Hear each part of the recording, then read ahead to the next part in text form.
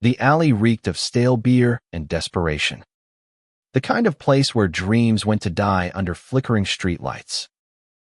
I was cornered, heart pounding like a drum, as 5 thugs closed in, their knives glinting with malicious intent. In a blind panic, I spotted him, Elliot Kane, my lifelong rival, leaning against a dumpster with that infuriating smirk, and shouted, "Honey, help!" just to throw them off. To my shock, Elliot didn't hesitate. He sauntered over, all swagger and charm, slipping an arm around my waist like we'd been lovers for years. "What's the trouble, babe?" he purred, his voice dripping with a warmth that made my stomach flip.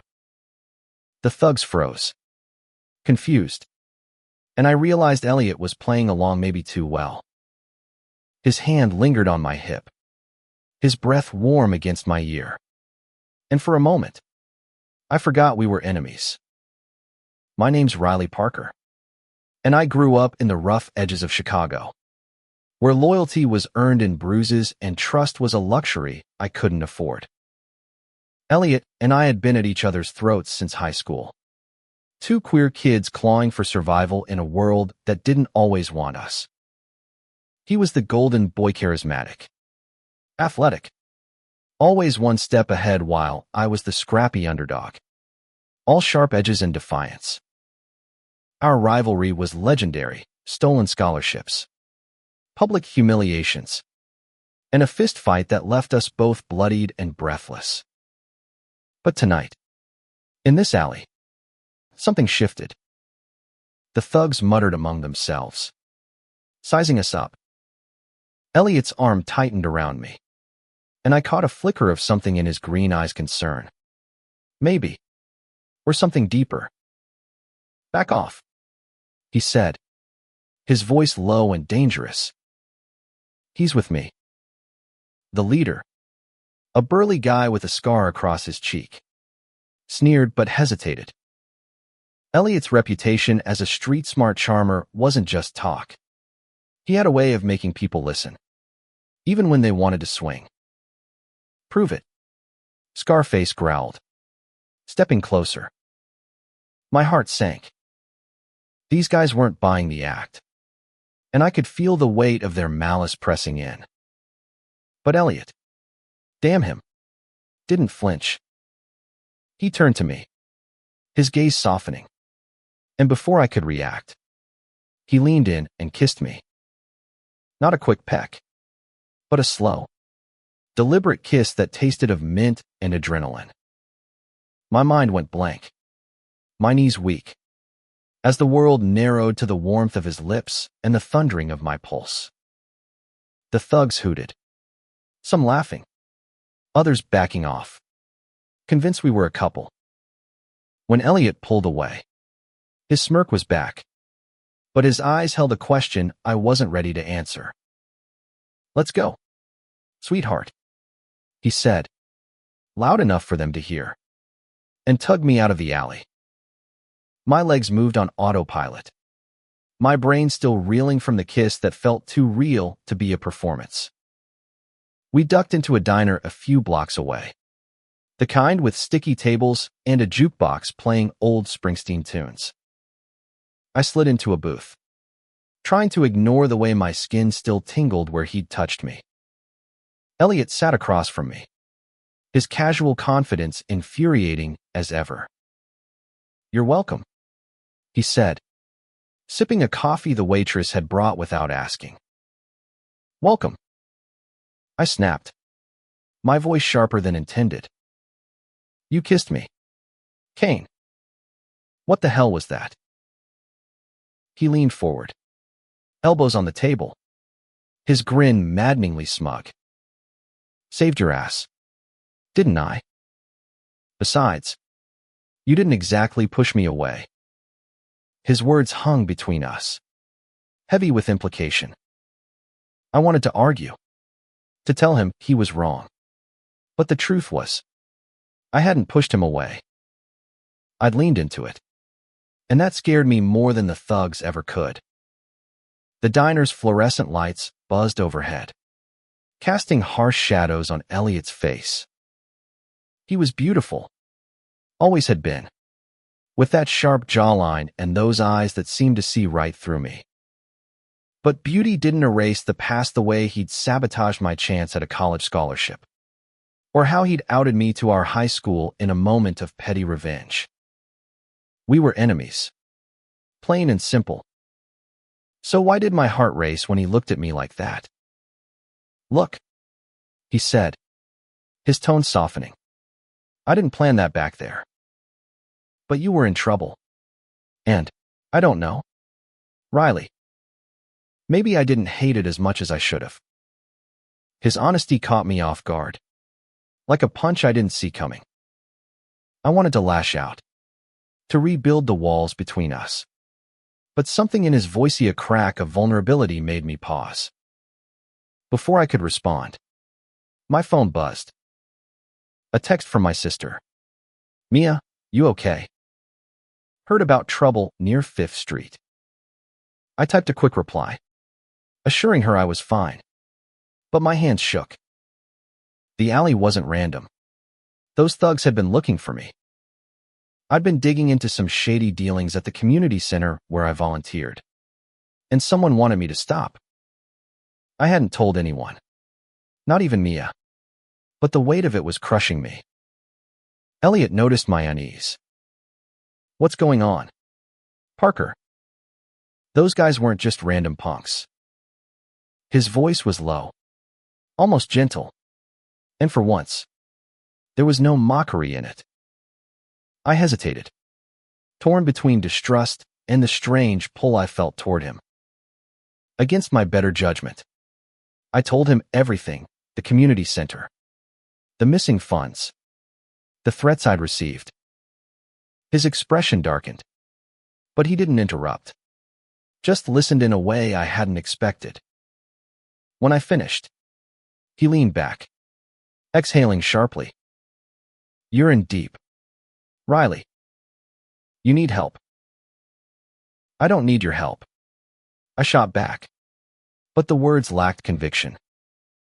The truth was, I was scared, and Elliot's presence annoying, confusing, electrifying felt like the only thing keeping me grounded.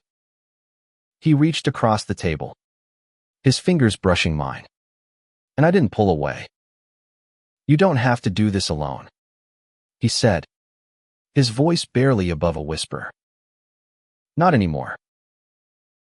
The next few days were a blur of tension and stolen glances. Elliot insisted on sticking close, claiming it was for my safety. But every brush of his shoulder against mine felt like a spark waiting to ignite. We were digging deeper into the community center's mess, sneaking into offices after hours, sifting through files that reeked of corruption. The more we uncovered, the more dangerous it got, and the harder it was to ignore the way my heart stuttered when he smiled. We found evidence of a money laundering scheme tied to a local gang, the same crew that had cornered me in the alley. The community center, a place I'd poured my heart into, was being used as a front. Every discovery felt like a betrayal, but Elliot's steady presence kept me from spiraling. He was infuriatingly good at disarming security guards, decoding cryptic emails, even hot-wiring a car when we needed to tail a suspect. I hated how much I relied on him, but I couldn't deny he was saving my skin. One night, holed up in my tiny apartment, we pored over stolen documents under the dim glow of a desk lamp. The air was thick with the scent of coffee and the weight of unspoken truths. "You're not as useless as I thought," I said, trying to lighten the mood. But my voice came out softer than intended. Elliot chuckled, leaning closer. "High praise from you, Parker." His knee brushed mine under the table, and I froze, hyper-aware of every inch between us. The room felt too small, the space between us shrinking with every breath. I wanted to pull away, to remind myself he was the enemy. But the memory of that kiss in the alley haunted me. "Why'd you do it?" I blurted, my voice cutting through the silence. "The kiss. Why'd you play along like that?" He looked at me, his usual smirk replaced by something raw. "Because I wanted to," he said simply. "I've wanted to for a long time." My breath caught, and before I could process his words, he leaned in, his lips hovering just shy of mine. This time, there were no thugs, no audience, just us, and the truth I'd been running from. I kissed him first, desperate and clumsy, like I was drowning and he was air. His hands found my face, gentle but firm, and the world fell away. It wasn't just attraction. It was years of rivalry, of hate and hurt, and something deeper we'd both ignored. When we pulled apart, breathless, he rested his forehead against mine. "Riley," he whispered, "I'm not your enemy. Not anymore." But the moment shattered when my phone rang. It was Mia, her voice frantic. "Riley, they're coming for you. Get out now." My blood ran cold. The gang had found us, and they weren't playing games anymore. Elliot grabbed my hand, pulling me toward the fire escape as footsteps thundered up the stairs. We barely made it out, scrambling onto the rooftop as shouts echoed below. The city sprawled beneath us, a maze of lights and shadows. Elliot's hand was still in mine, his grip steady despite the chaos. "We need to end this," he said, his voice fierce. "No more running." I nodded, my resolve hardening. This wasn't just about me, Anna Maria, it was about the community center, the kids who depended on it, and the fragile thing growing between us. We devised a plan to expose the gang's leader, a shady businessman named Victor Crane. He was untouchable, or so he thought, with cops in his pocket and a network of loyal thugs. But we had evidence, bank records, emails, photos, and a desperate need to see this through.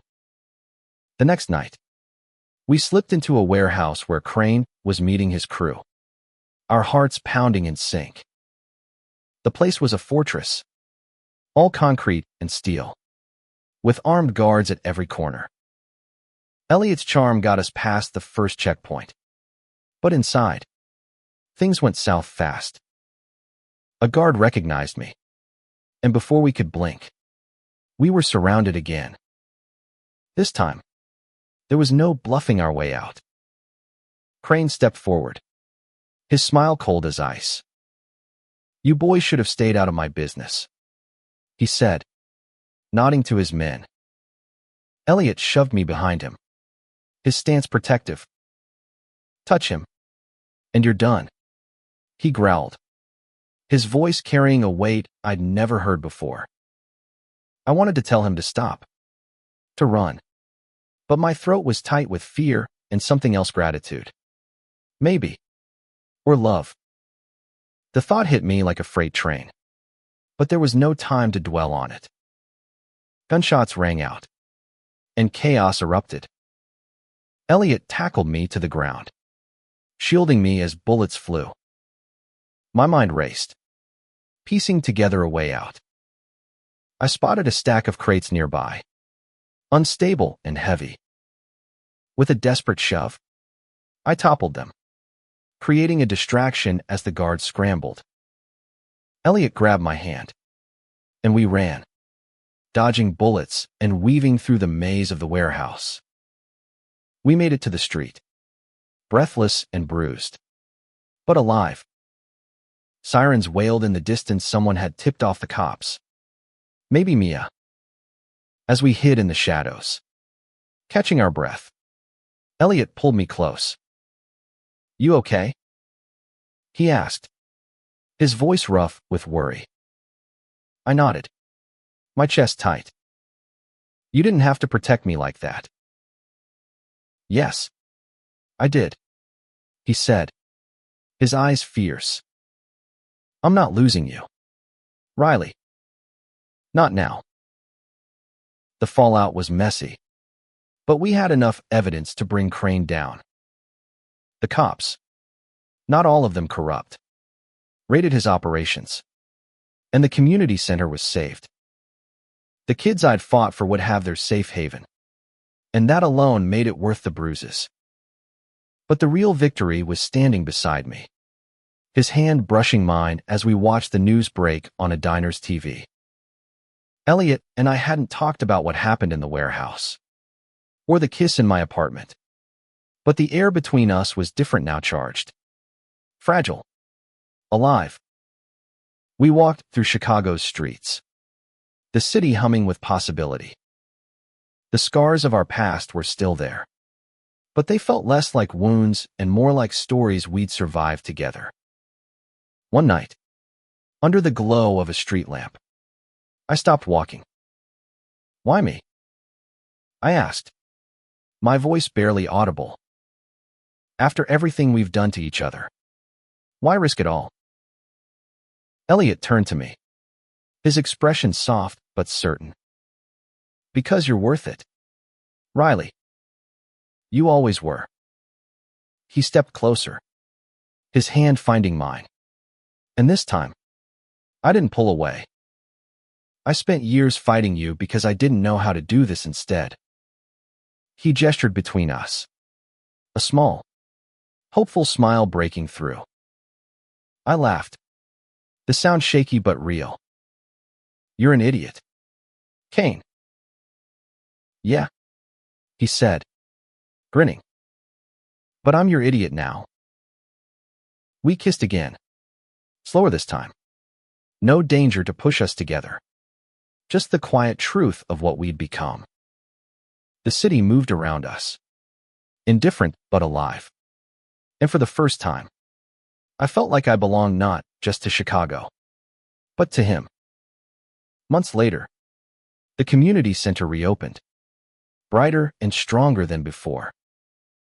Elliot and I volunteered there, side by side, teaching kids to stand up for themselves the way we'd learned to. We weren't perfect, old habits died hard, and we still bickered like the rivals we used to be. But every argument ended with a laugh, a touch, a reminder that we were in this together. The world wasn't always kind to two queer guys trying to make their way, but we'd faced worse than judgment.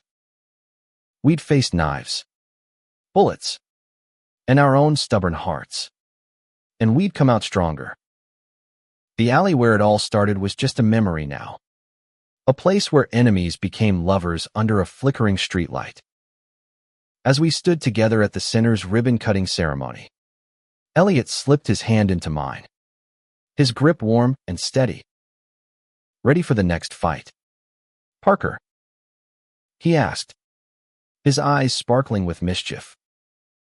I squeezed his hand, my heart full. With you. Always.